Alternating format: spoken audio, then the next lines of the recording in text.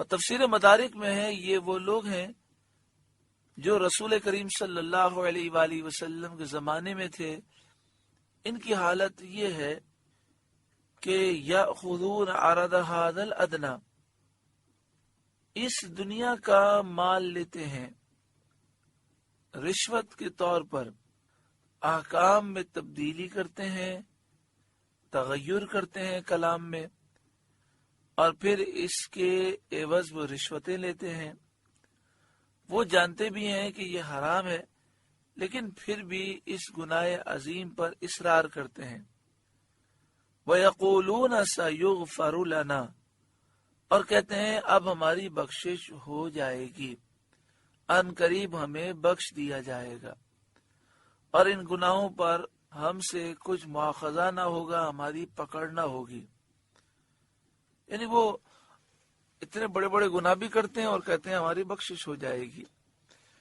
وَإِن يَأْتِهِمْ عَرَضٌ مِثْلُهُ يَأْخُذُوهُ، اور اگر ویسا ہی مال ان کے پاس اور آئے تو لے لے، اور آئندہ بھی گناہ کرتے چلے جائیں. بنی اسرائیل میں کوئی قاضی ایسا نہ ہوتا تھا جو رشوت نہ لے. جب اس سے کہا جاتا تھا کہ تم رشوت لیتے ہو تو کہتا تھا یہ گناہ بخش دیا جائے گا.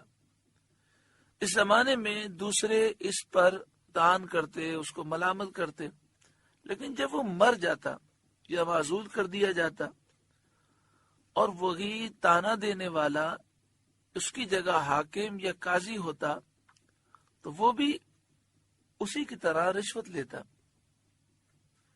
الم یؤخذ علیہم میثاق الکتاب اللہ یقولوا علی اللہ الا الحق، کیا ان پر کتاب میں عہد نہ لیا گیا کہ اللہ کی طرف نسبت نہ کریں مگر حق. یعنی ان سے کتاب اللہ میں یہ عہد لیا گیا تھا کہ اللہ کی طرف جھوٹ منسوب نہ کریں، سچی بات اللہ کے متعلق بیان کریں. وَدَرَسُوا مَا فِيهِ، اور انہوں نے اسے پڑھا لیکن اس کے باوجود انہوں نے اس کے خلاف کیا. توریت میں گناہ پر اصرار کرنے والوں کے لیے مغفرت کا وعدہ نہ تھا، تو ان کا گناہ کرنا، توبہ نہ کرنا اور پھر یہ کہنا کہ ہماری پکڑ نہ ہوگی، یہ اللہ پر جھوٹ ہے. وَالدَّارُ الْآخِرَةُ خَيْرٌ لِلَّذِينَ يَتَّقُونَ، اور بے شک آخرت کا گھر پرہیزگاروں کے لیے بہت بہتر ہے، جو اللہ کے عذاب سے ڈریں، رشوت اور حرام سے بچیں، اللہ کی فرمانبرداری کریں، ان کے لیے آخرت میں اعلیٰ مقام ہے. افلا تعقلون، تو کیا تمہیں عقل نہیں؟ والذین یمسکون بالکتاب، اور وہ جو کتاب کو مضبوط تھامتے ہیں، وَأَقَامُوا الصَّلَاةَ، اور نماز قائم رکھتے ہیں، اِنَّا لَا نُضِيعُ أَجْرَ الْمُصْلِحِينَ، بے شک ہم نیک لوگوں کے اجر کو ضائع نہیں کریں گے. یعنی جو کتاب اللہ کے مطابق عمل کرتے ہیں اور اس کے تمام احکام کو مانتے ہیں، اس میں تغیر اور تبدیلی جائز نہیں سمجھتے، ان کے بارے میں یہ بیان کیا گیا کہ یہ نیک لوگ ہیں اور ان کے اجر کو اللہ تعالیٰ ضائع نہیں فرمائے گا. یہ آیت اہل کتاب میں سے حضرت عبداللہ بن سلام وغیرہ ایسے لوگوں کے بارے میں نازل ہوئی جنہوں نے آسمانی کتابوں کا اتباع کیا،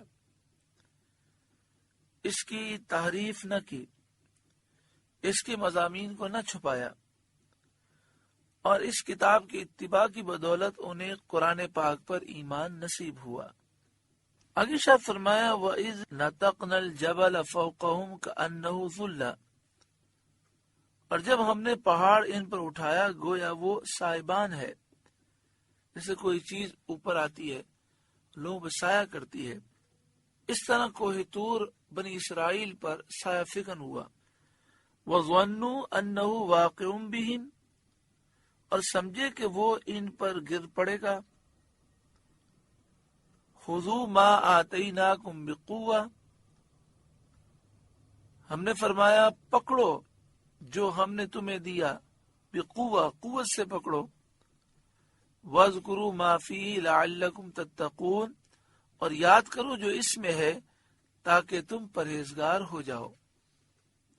بنی اسرائیل نے ایک کتاب کا مطالبہ کیا اور ان کے مطالبے پر وہ کتاب دی گئی تو انہوں نے توریت کے احکام دیکھے، انہیں مشکل لگے تو انہوں نے انکار کر دیا۔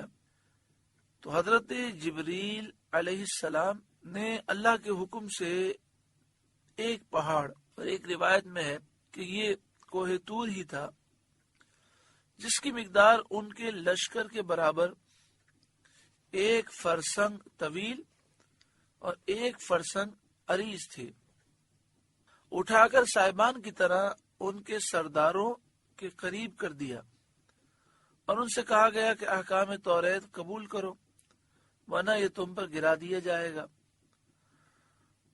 پہاڑ کو سروں پر دیکھ کر سب کے سب سجدے میں گر گئے، مگر اس طرح کہ بایاں رخسار اور ابرو تو انہوں نے سجدے میں رکھ دیے اور داہنی آنکھ سے پہاڑ کو دیکھتے رہے کہ کہیں گر نہ پڑے۔ حضرت شت الافاضل مولانا نعیم الدین مراد آبادی علیہ رحمہ لکھتے ہیں، چنانچہ اب تک یہودیوں کے سجدے کی یہی کیفیت ہے، یعنی جب وہ سجدہ کرتے ہیں تو الٹا رخسار زمین پہ رکھتے ہیں اور سیدھا رخسار یہ اوپر کی طرف رکھتے ہیں۔